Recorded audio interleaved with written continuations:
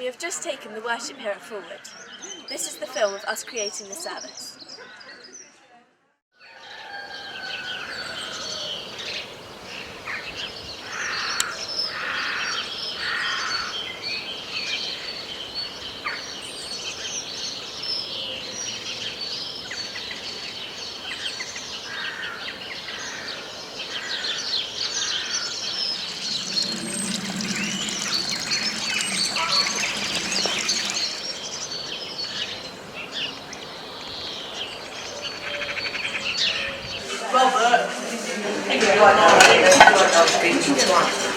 I don't like LSD and pop.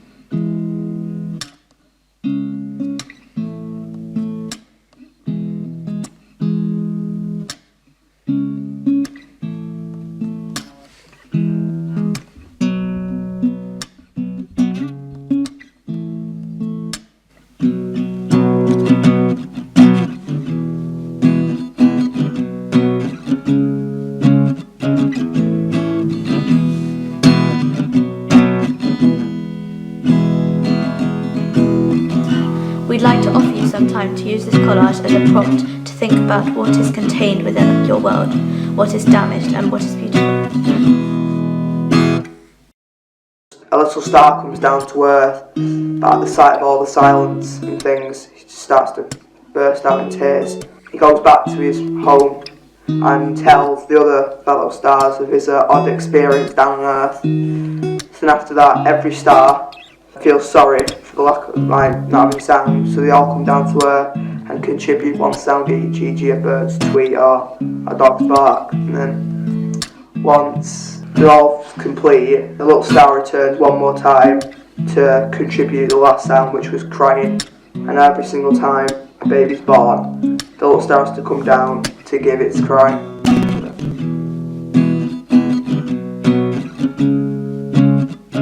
When you came in, you were given a leaf. You will write in this leaf how to make the world a better place. Yet it is your option if you do, and you will be able to hang it on the tree at the end. You will have the memory in your church to how we can make the world a better place than it is already.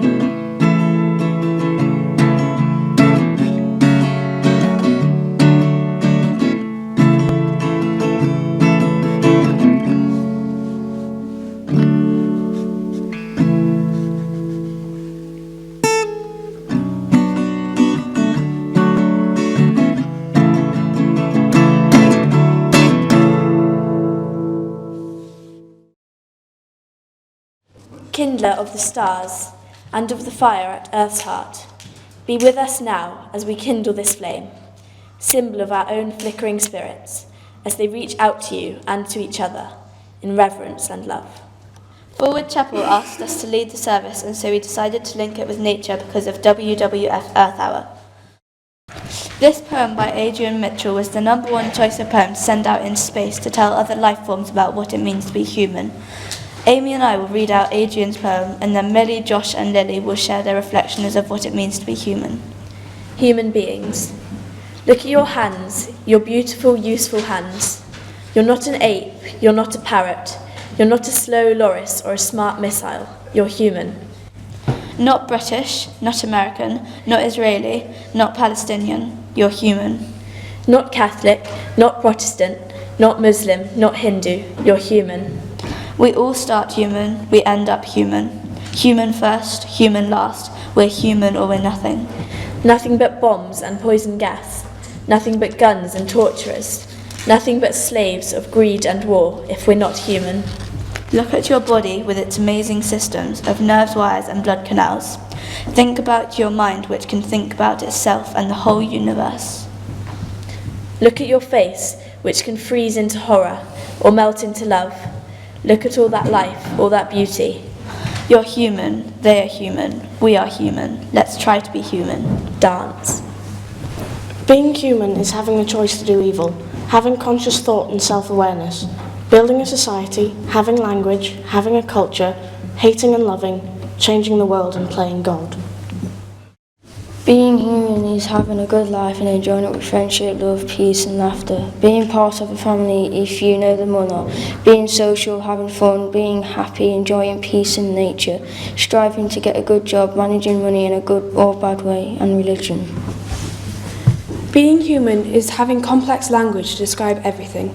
Being empathetic, to have and to give education to others, to make decisions about the future of other animals, and hurting or helping other humans.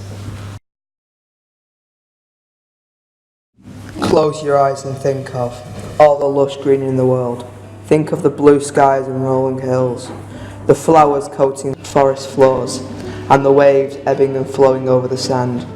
Think of the colourful sunrises and sunsets over rocky mountains, and the tranquil drumming of the rain on your windows. Think of all these natural wonders that we so often take for granted on this earth. Now imagine a world with none of these things, with no rainforests or moorland, no beaches or valleys, no flora or fauna to inhabit the land. What a bland and desolate world that would be. We must be grateful for these wonderful things and pledge to protect them for both of us and the generations to come. Yesterday afternoon we decided to create a collage of human life, what it is like in different cultures and how we think of our life. We made it out of magazines and a newspaper to show what happens all around the world on a day-to-day basis.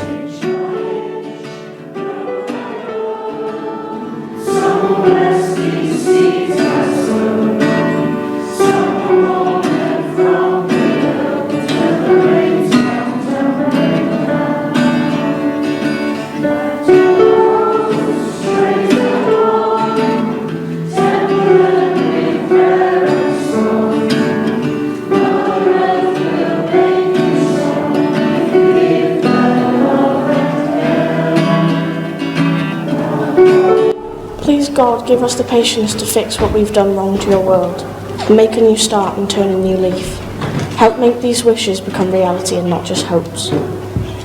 Let us think about the people who are less fortunate than us.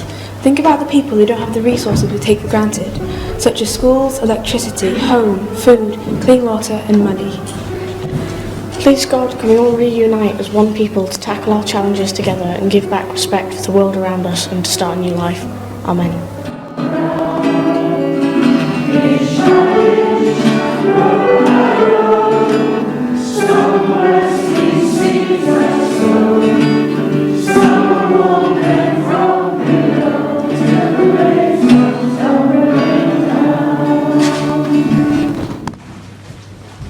We would like to share with you the wisdom of Chief Seattle, spoken to the Washington government over 150 years ago, as he was forced to sign over the rights to his people's land. My mother told me every part of this earth is sacred to our people. Every pine needle, every sandy shore, every mist in the dark woods, every meadow and humming insect are all holy in the memory of our people. My father said to me, I know the sap that courses through the trees, as I know the blood that flows in my veins. We are part of the earth, and it is part of us. The perfumed flowers are our sisters. The bear, the deer, the great eagle, these are our brothers. The rocky crests, the meadows, the ponies, all belong to the same family. The voice of my ancestors said to me, the shining water that moves in the streams and rivers is not simply water, but the blood of your grandfather's grandfather. Each ghostly reflection in the clear waters of the lakes tells of memories in the life of our people. The water's murmur is the voice of your great-great-grandmother. The rivers are our brothers. They quench our thirst. They carry our canoes and feed our children. You must give to the rivers the kindness you would give to any brother. The voice of my grandfather said to me, the air is precious. It shares its spirit with all the life it supports. The wind that gave me my first breath also received my last sigh. You must keep the land and air apart and sacred as a place where one can go to taste the wind that is sweetened by the meadow flowers. The voice of my grandmother said to me, teach your children what you've been taught. The earth is our mother. What befalls the earth befalls all the sons and daughters on the earth. This we know. All things are connected like the blood that unites us. We did not weave the web of life. We are merely a strand in it. Whatever we do to the web, we do to ourselves. This we know. The earth does not belong to us as we belong to the earth. We are a part of the earth. We are a part of the solid, unshakable, immutable rock of the mountain. A part of the stark, rain-washed slabs of slate. A part of the walls of set and weathering gritstone. A part of the crumbling granite of shining boulders. We are a part of what makes the green rounded hill with its splashes of laughing yellow gorse. Through the earth, we are aware of what we are. All that is firmly fixed and endures forever. All that is shifting imperceptibly, being gently folded and unfolded. All that holds the possibility of shattering violence of eruption. All that is contained in is and was and shall be. For such awareness, coming from the earth, we give our thanks today for the earth and our part in it. Amen, and go in peace.